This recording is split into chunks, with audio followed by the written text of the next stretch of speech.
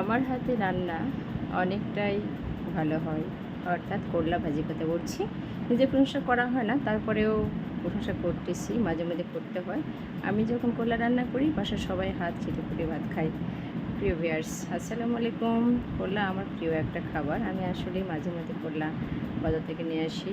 খাওয়ার দেশে মাছ দিলে একটু ভালো হয়, কিন্তু মাছ ছাড়া আমার কাছে অনেকটাই ভালো হয়, অনেক স্পাইসি হয়, অনেক স্বাদের হয় আর কি। তো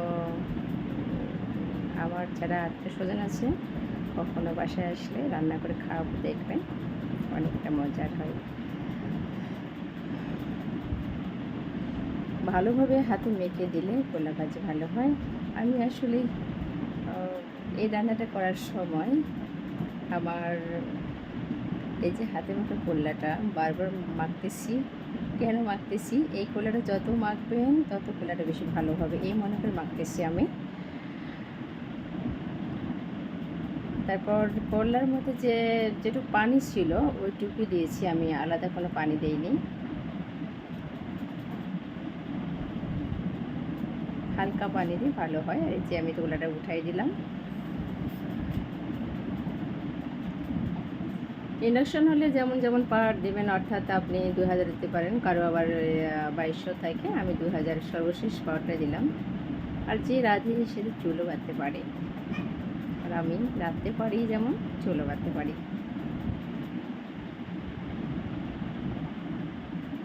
ভিউয়ার্স, আমার ভিডিওটা দেখে অবশ্যই আপনাদের কাছে হাসি পাবে, কারণ আমি যেহেতু বলতেছি আমার নিজের হাতে রান্না ভালো হয়। হয়তো না খেয়ে এখন আপনারা কী করবেন, খাইলাম না তো আপনার হাতে রান্না, এই মনে করে হাসতেই পারি সবই। আর এই যে দেখেন আমার নাতি এবং দাদুল্লাহ, আমি কি রান্না করেছি সে জানে না, তাই জন্য ও এই যে দেখেন কি নিচে একটা হাতে দেখছেন, দেখতেছে যাতে ভালোভাবে দিতে পারি। কি অবস্থা! এই দেখেন আবার আসতেছে দেখার জন্য। আমি যাই, আর দেখা হবে না, আবার চেষ্টা করতেছে। আমি ঘুরে দিচ্ছি, ভাইয়া যাও। তবে অনেক মজা হয় দেখে নিয়ে। আমি আমার এই ভিডিওর মধ্যে একটু আকাশের চিত্র নিচ্ছি, ছোটো ছোটোভাবে একটু ভিডিও নিচ্ছি। আর জানালার উপরে আমি আমার মোবাইলে রেখেছিলাম, রেখে আমার এই ভিডিওটা নিয়েছি। ভিউয়ার্স, এই যে দেখুন আরেকজন আমার ছোটো নাতনি, অর্থাৎ সে মেজো নাতনি আয়াতমণি, ও আবার আমার রান্নাঘর যেতে পারে না, ওখান থেকে ট্রাই করতেছে আমি কি রান্না করতেছি। তো আমি যেতে জানছি, ঠিক আছে তুমি ওখানেই থাকো, ওইখান থেকে দেখো। ওর একটা ক্লিপ নিয়েছি ছোটো ছোটো করে। তো আবার বলতেছে আমি নাচানাচি করো, ঠিক আছে নাচানাচি করো। আমি যার জন্য ওর একটা নাচের ক্লিপটাও নিলাম। আমি আবার রান্না করে চলে আসলাম রান্নাটার কী অবস্থা দেখার জন্য।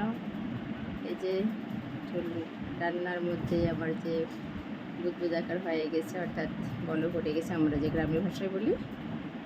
আর পাশাপাশি যে আমের আচার তৈরি করা হয়েছিল কয়েকদিন আগে, সেটা একটু গরম করে নিচ্ছি। এখন হয়ে গেছে ইনশাল্লাহ। আর অবশ্যই ভালো হয়েছে দেখতে মনে হচ্ছে। আর আমার ভিডিওটি সম্পূর্ণ দেখার জন্য অসংখ্য অসংখ্য ধন্যবাদ। পরবর্তী ভিডিও দেখার জন্য আবার অপেক্ষা করবেন। আল্লাহ হাফেজ।